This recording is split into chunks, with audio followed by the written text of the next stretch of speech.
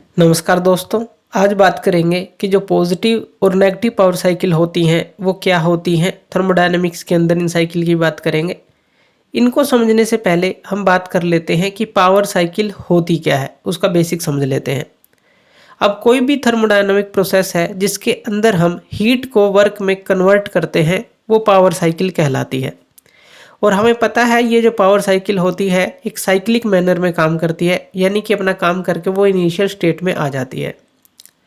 अब यहाँ पर हमें दो चीज़ें समझनी ज़रूरी हैं। वर्क और हीट जो है वो पॉजिटिव कब होते हैं और नेगेटिव कब हम लेते हैं उनको। अगर हम वर्क की बात करें तो पॉजिटिव वर्क तब हम मानते हैं जब वर्क जो है सिस्टम के द्वारा किया जाता है उसकी सराउंडिंग के ऊपर, यानी कि work done by the system on its surrounding. जैसे कि गैस का एक्सपेंशन होना इसका एक एग्जाम्पल है। नेगेटिव वर्क कब माना जाता है? जब वर्क डन होता है सिस्टम के ऊपर, यानी कि work done on the system by its surrounding. इसके अंदर हम कंप्रेशन ऑफ गैस ले सकते हैं, यानी कि एक्सपेंशन ऑफ गैस पॉजिटिव और कंप्रेशन ऑफ गैस नेगेटिव हमने ले लिया। इसी तरह से हीट की बात करें, पॉजिटिव हीट कब मानते हैं हम? जब हीट ट्रांसफर होती है सिस्टम को, यानी कि heat transfer to the system. और नेगेटिव हीट कब मानते हैं? जब हीट ट्रांसफर्ड होती है फ्रॉम द सिस्टम, यानी कि सिस्टम से ट्रांसफर होती है। तो हमने ये वर्क और हीट को समझा, पॉजिटिव और नेगेटिव साइन कन्वेंशन हमने समझे।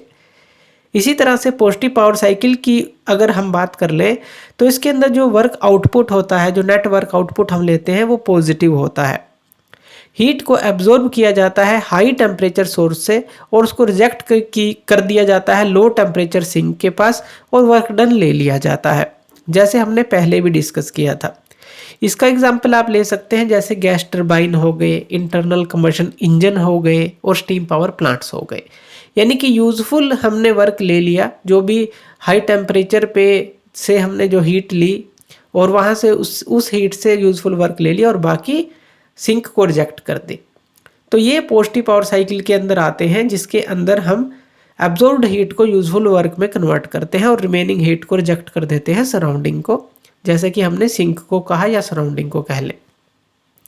नेगेटिव पावर साइकिल की अगर बात करें, इसमें नेटवर्क इनपुट नेगेटिव होता है। अब ध्यान देना है, पहले हमने पॉजिटिव के अंदर बात की थी नेटवर्क आउटपुट इज पॉजिटिव, यहाँ पर नेटवर्क इनपुट इज नेगेटिव। इसके अंदर क्या होता है, जो हीट को एब्जॉर्ब किया जाता है लो टेम्परेचर सोर्स से और रिजेक्ट कर दिया जाता है हाई टेम्परेचर सिंक के पास। अब यहाँ पर इसका एग्जांपल आप क्या ले सकते हैं, जैसे रेफ्रिजरेटर हो गए।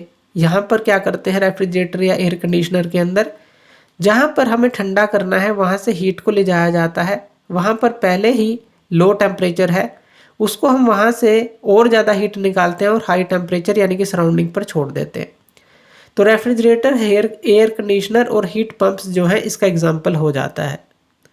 अब इस केस के अंदर वर्क को किया जाता है सिस्टम के ऊपर ताकि हम हीट को ट्रांसफ़र कर सकें कोल्ड रीजन से वार्मर रीजन की तरफ। तो ये हमारे पास पॉजिटिव और नेगेटिव पावर साइकिल होती है, जिसके अंदर हमने चार चीज़ें पढ़ी। नेटवर्क जो है पॉजिटिव पावर साइकिल में पॉजिटिव है, नेगेटिव साइकिल में वो नेगेटिव हो रहता है। और जो हीट फ्लो होता है पॉजिटिव पावर साइकिल में हाई टू लो टेम्परेचर होता है, लेकिन नेगेटिव पावर साइकिल में वो लो टू हाई टेम्परेचर होता है।